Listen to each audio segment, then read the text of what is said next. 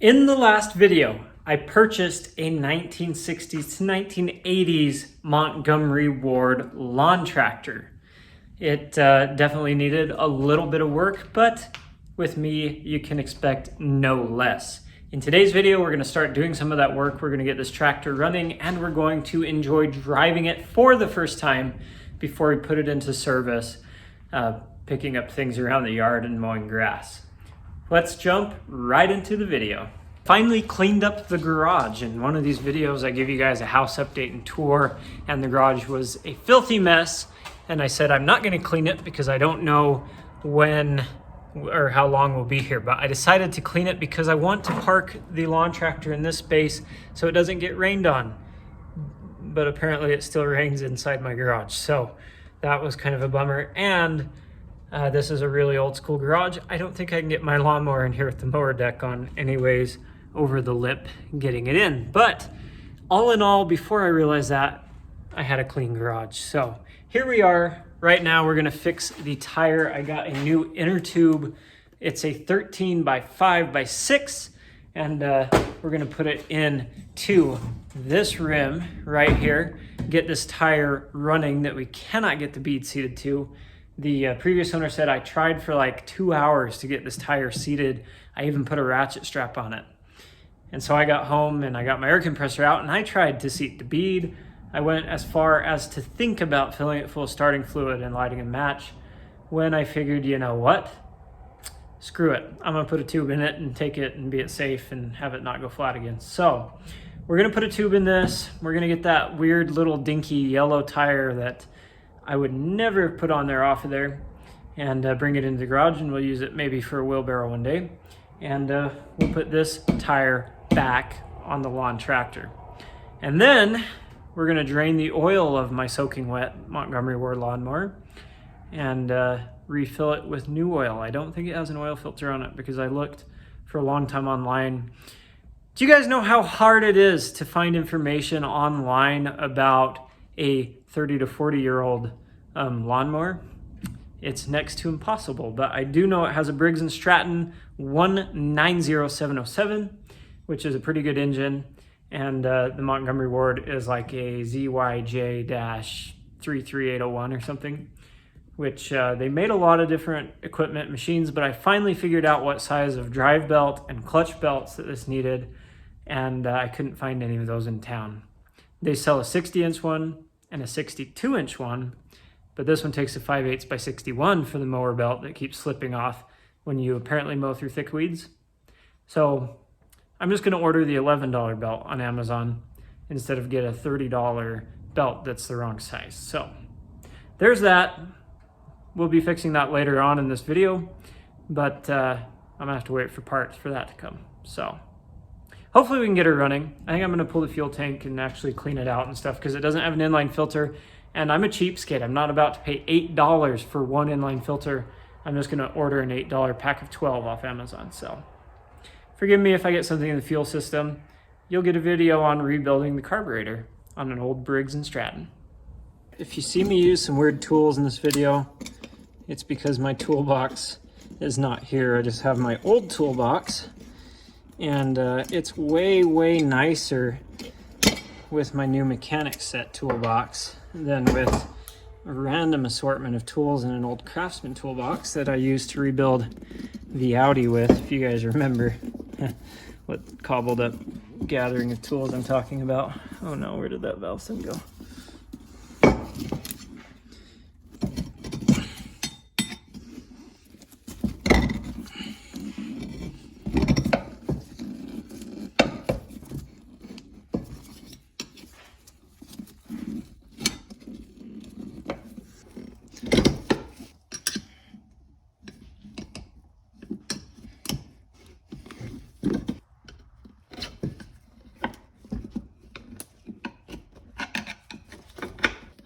This may take me a while. This tire is pretty old and pretty stiff, and it's just not wanting to be nice. So now if you don't want to deal with this, you can buy a new tire on Amazon for like twice as much as the tube is, which maybe would have been a good idea in this case. That comes with the tire and rim. This tire's obviously got good tread on it. It's just old and weather checked on the sides, so it's not gonna hold air. But I will get back to you guys when I have this tire off.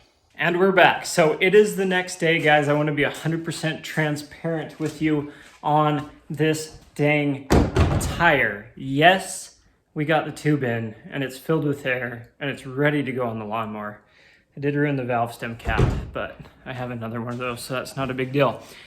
I would highly recommend, unless you know how to put a tube in these tires, take these tires on and off the rims, and you can do it somewhat easily, just buy the tire assembly on Amazon. It comes with the rim and the tire and pre-air filled. Of course, you'll probably have to top it off when you get it, but you can put those on your lawnmower right away, have a brand new rim, brand new tread, brand new everything.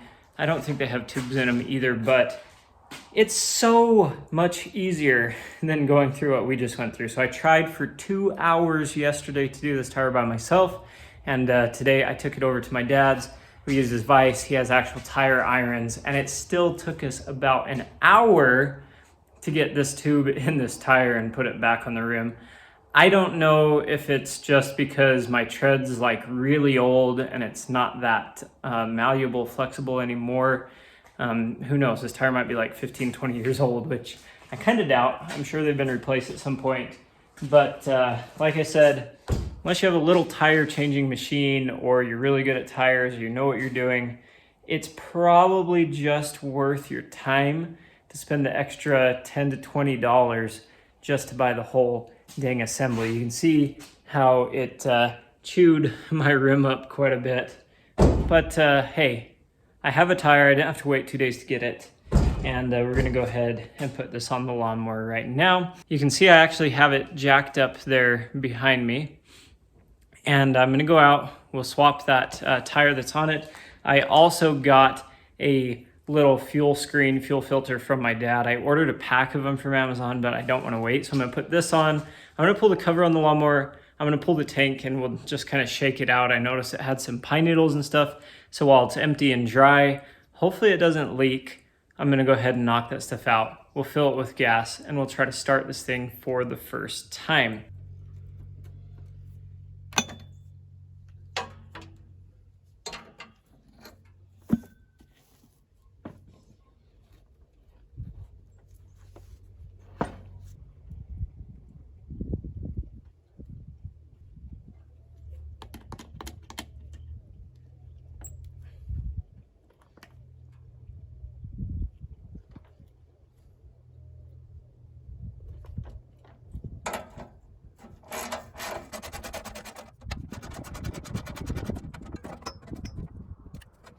So here is the lawnmower naked.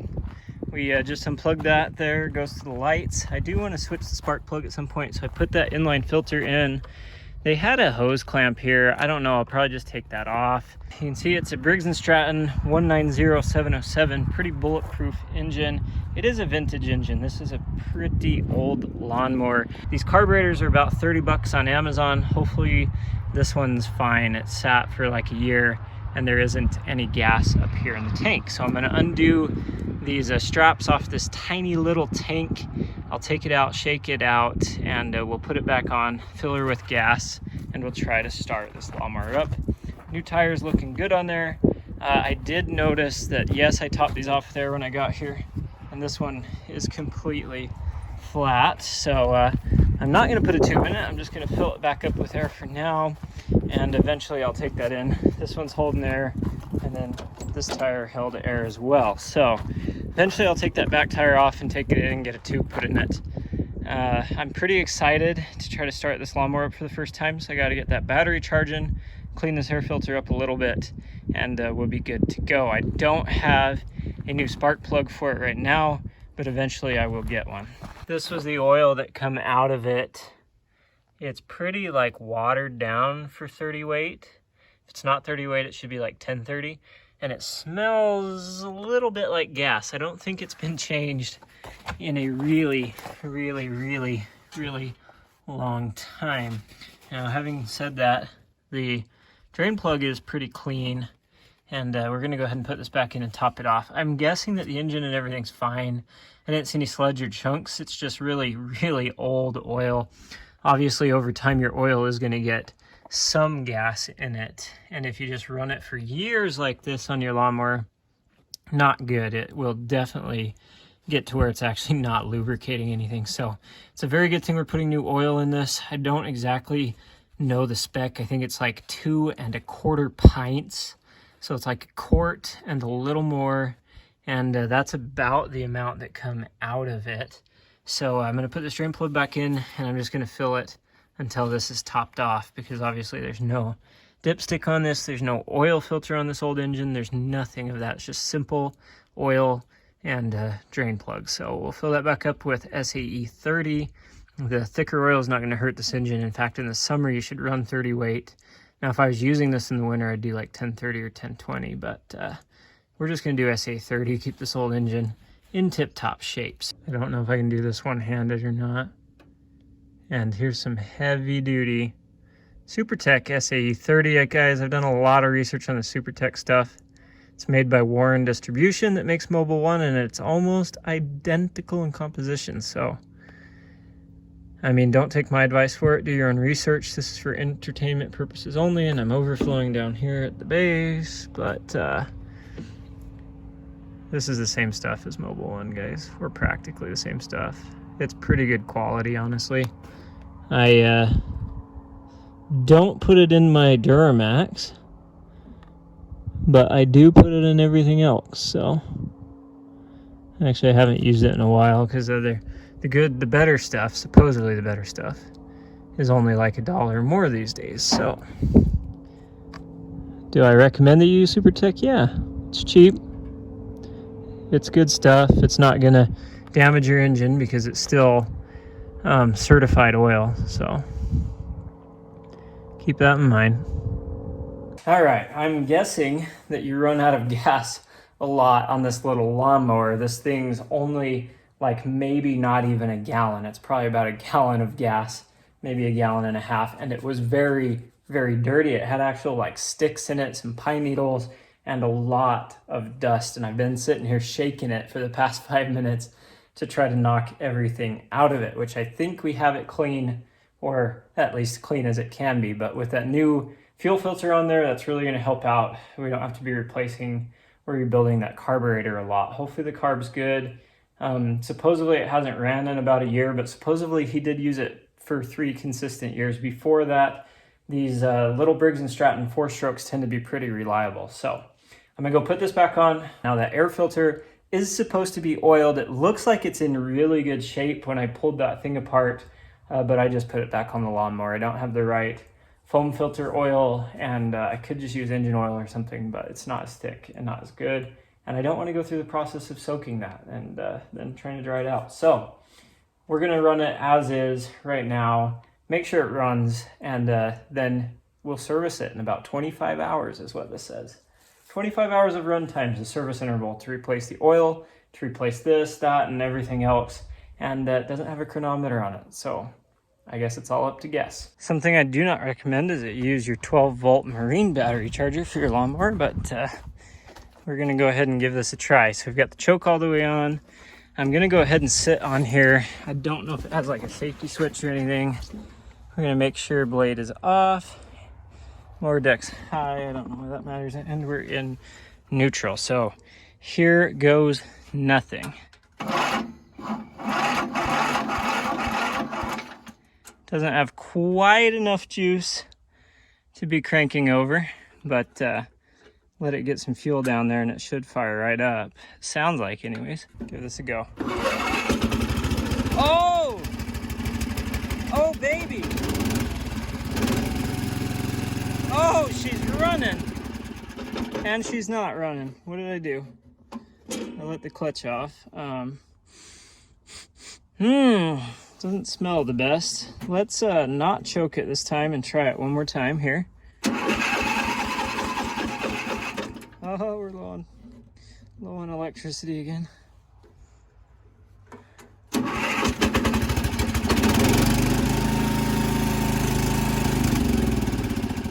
Oh, baby, she runs.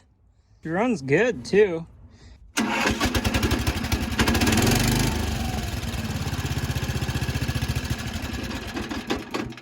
I was gonna try just letting it idle, but it's not liking that. It's blowing out a lot of water and oil from the exhaust though, as you can see. Now that I've had it running, I'm gonna shut it off. I'm gonna come back, I'm gonna check this gearbox oil one more time, make sure that's still topped off, and let her charge up for a minute more, and we'll see if we can't get her to stay running. Still topped off. It's a little frothy now that it's moved a tiny bit. I wonder if you can start this lawnmower by not being on it. I'll try this here. Oh, and those engine mounts are shot. Might have to get some new ones eventually. Try it wide open throttle.